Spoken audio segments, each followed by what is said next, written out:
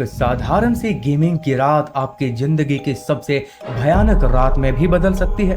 कल्पना करो कि आप आराम से बैठे हो, हेडफोन लगाए हुए गेम खेल रहे हो, तो अचानक से स्क्रीन पर आपको एक अजनबी का मैसेज आता है कि आज मैं अपने पूरे परिवार का मर्डर करने वाला हूँ। आप इसे फिलहाल मजाक समझते हैं और हंसने लग जाते हैं कि तभी सामने से वो एक तस्वीर भेजता है जो कि खून से लथपथ एक महिला की होती है।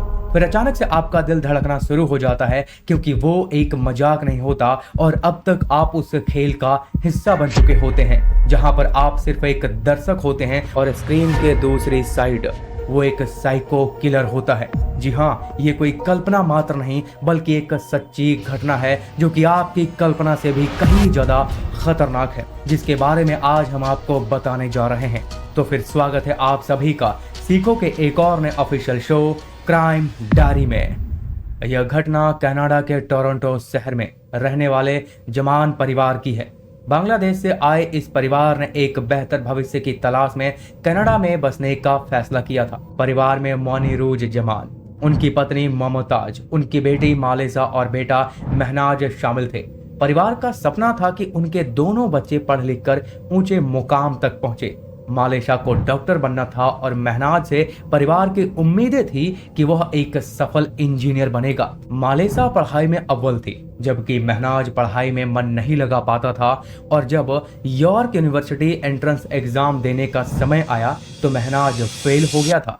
फिर अपने परिवार को निराश करने से बचाने के लिए उसने झूठ बोला कि उसने एग्जाम पास आउट कर लिया है और फिर यूनिवर्सिटी में दाखिला ले लिया। असलियत में उसने एक छोटे से कॉलेज में दाखिला लिया था और वहां भी कुछ महीने बाद उसने पढ़ाई छोड़ दी। हर दिन वो घर से यूनिवर्सिटी जाने का नाटक करता रहा जबकि असल में वह कहीं और समय बिता रहा था। यह झूठ अब उसके जीवन का एक हिस्सा बन चुका था, लेकिन वह उसके बोझ के तले दबता जा रहा था। 3 सालों तक महनाज इस झूठ को छिपाकर जीता रहा। उसके हर दिन की दिनचर्या एक नाटक बन गई थी। घर में उसके माता पिता को उस पर गर्व था, लेकिन महनाज भीतर ही भीतर टूटता जा रहा था। वह अपनी विफलता से इतना ज्यादा घिर चुका था कि उसे समझ नहीं आ रहा था कि वो अब क्या करे। फिर धीरे धीरे उसका झूठ उसे मानसिक रूप से थकाने लगा और भी ज्यादा डिप्रेशन में जाने लगा और इसी तनाव से बचने के लिए उसने online gaming perfect new world नाम का गेम खेलना शुरू कर दिया। लेकिन यह गेम उसके मानसिक संतुलन को और बिगाड़ने वाला साबित हो चुका था। 27 जुलाई 2019 का वह खौफनाक दिन आया जब महनाज ने डिस्कॉर्ड सर्वर पर एक चौंकाने वाला मैसेज ड्रॉप किया कि आज मैं अपने पूरे परिवार को खत्म करने जा रहा हूं। उस सर्वर में मौजूद साथ खेल रहे लड़कों ने इसे मजाक समझा क्योंकि महनाज पहले भी अजीब तरह की बातें किया करता था। लेकिन फिर कुछ ही देरी में उसने अपनी मां की एक खौफनाक तस्वीर पोस्ट कर दी। खून से लथपथ जमीन पर वो पड़ी हुई थी। इस तस्वीर को देखकर कुछ लोगों ने इसे सीरियस में लेना शुरू कर दिया था। इसी बीच उसने एक और तस्वीर भेजी जो कि उसकी दादी की थी और वो भी खून से लथपथ पड़ी हुई थी। और अब डिस्कॉर्ड सर्वर पर सभी के होश उड़ चुके थे। लोग उसकी लोकेशन ट्रेस करने की कोशिश करने लगे ताकि पुलिस को इसकी जानकारी दी जा सके। लेकिन समय तेजी से बीतता जा रहा था और महनाज का पागलपन और खतरनाक रूप लेता जा रहा था।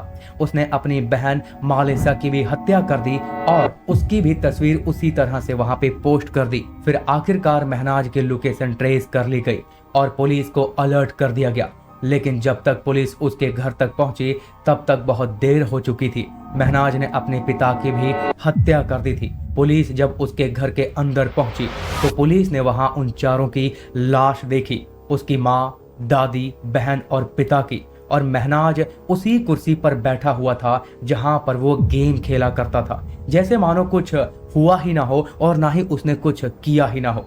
खैर, पूछताछ के दौरान महनाज ने बताया कि उसने यह सब इसीलिए किया था क्योंकि वह अपने झूठ से परेशान हो चुका था और अब उसे डर था कि जब सच्चाई सामने आएगी तो उसके माता पिता को शर्मिंदगी का सामना करना पड़ेगा। जबकि उसके घर वालों ने पार्टी भी करवा दी थी कि उसका बेटा यॉर्क यूनिवर्सिटी से डिग्री लेने जा रहा है और इसीलिए उसने यह कदम उठाया ताकि उसके परिवार को उसकी और सफलता का पता ना चल सके। लेकिन इस घटना ने हमें ये तो सिखा ही दिया कि हमें अपने बच्चों की भावनाओं, उनकी मानसिक स्थिति और उनके संघर्षों पर हमेशा ध्यान देना कितना जरूरी है। बाकी आपकी क्या राय है, फीडबैक में जरूर बताएं। मेरा नाम है सुमित, फिर से मुलाकात होगी ऐसे ही एक और नए अगले एपिसोड में।